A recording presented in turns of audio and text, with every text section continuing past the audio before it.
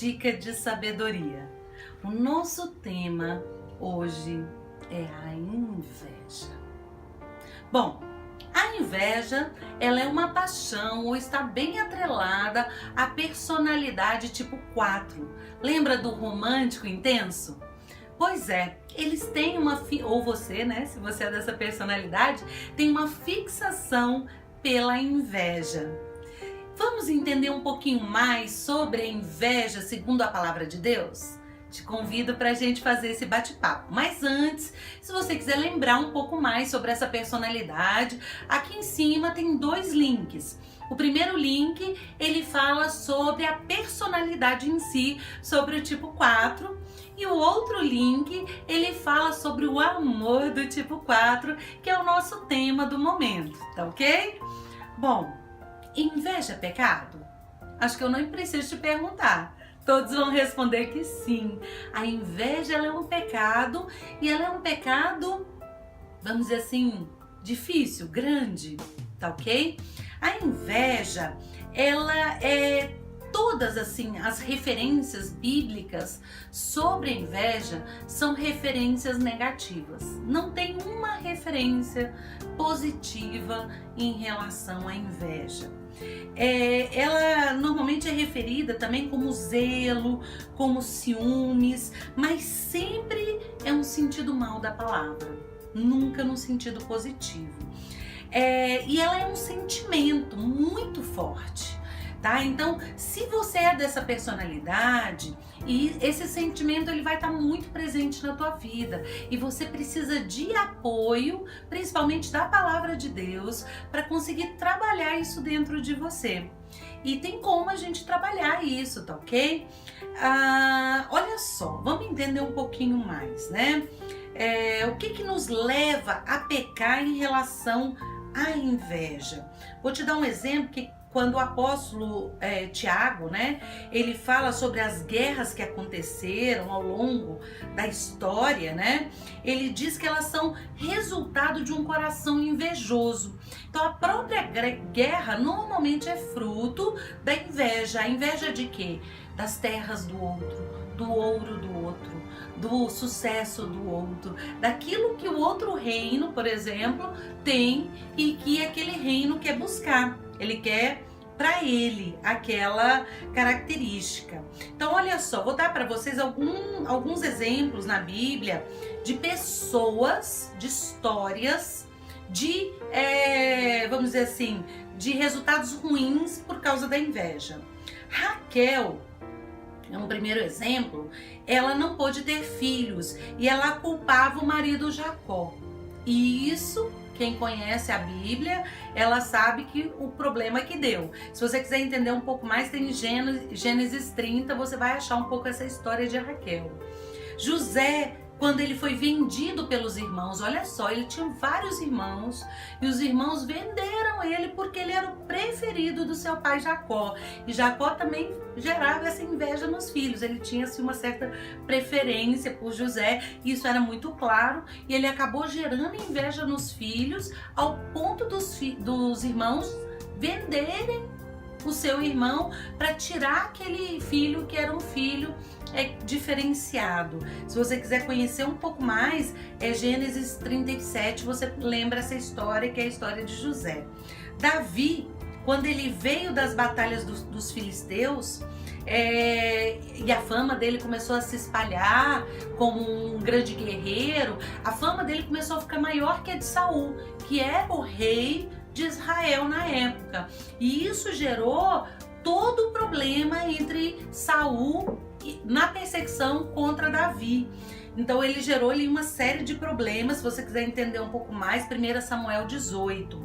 E Davi, olha só, que foi perseguido pela inveja, também teve inveja de quem? Ele teve inveja de Urias.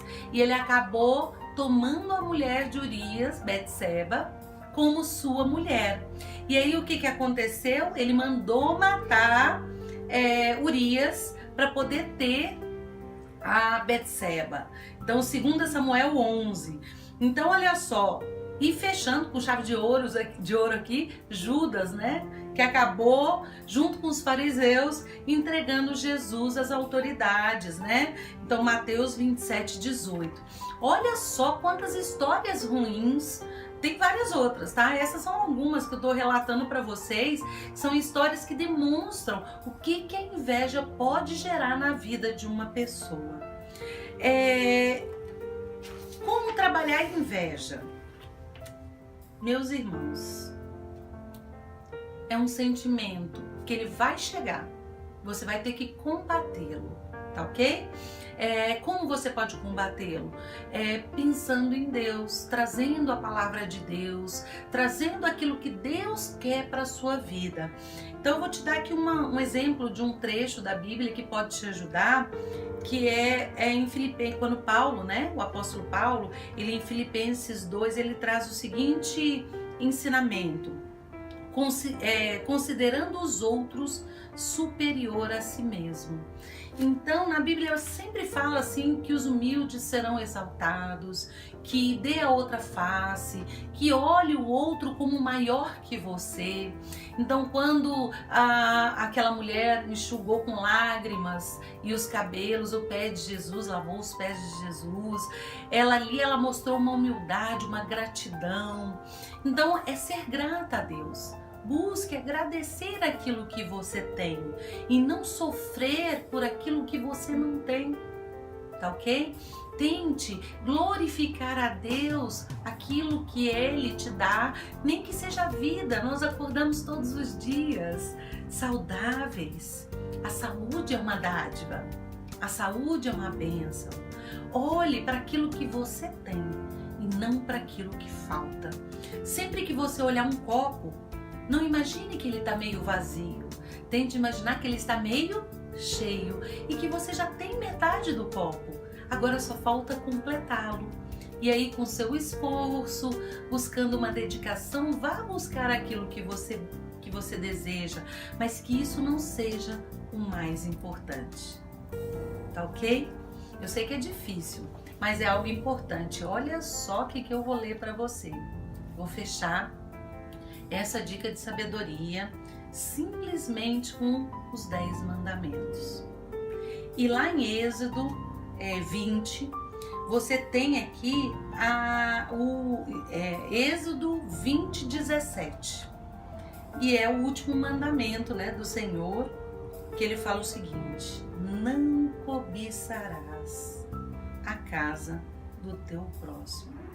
Não cobiçarás a mulher do teu próximo, nem o seu servo, nem a sua serva, nem o seu boi, nem o seu jumento, nem coisa alguma que pertença ao teu próximo. A inveja, ela é um pecado tão grande que ela faz parte dos 10 mandamentos, que foi uma orientação que foi dada por Deus aos judeus naquela época. Hoje, nós temos só 2 mandamentos, que é ame a Deus acima de todas as coisas e ame ao teu próximo como a si mesmo. Se eu amo ao meu próximo, eu não posso desejar aquilo que ele quer. Eu não posso querer tirar dele aquilo que lhe foi dado. Eu tenho que glorificar e ficar feliz com a felicidade do meu irmão. Tá ok? Fica a dica. Trabalhe a sua inveja. Você vai ver como você vai ser muito mais tranquilo e feliz com o que você tem. E com isso, você vai poder dizer que você é feliz hoje e não ficar sempre buscando a tão sonhada felicidade. Tá bom? Olha, se você gostou, dá um like e coloque seus comentários.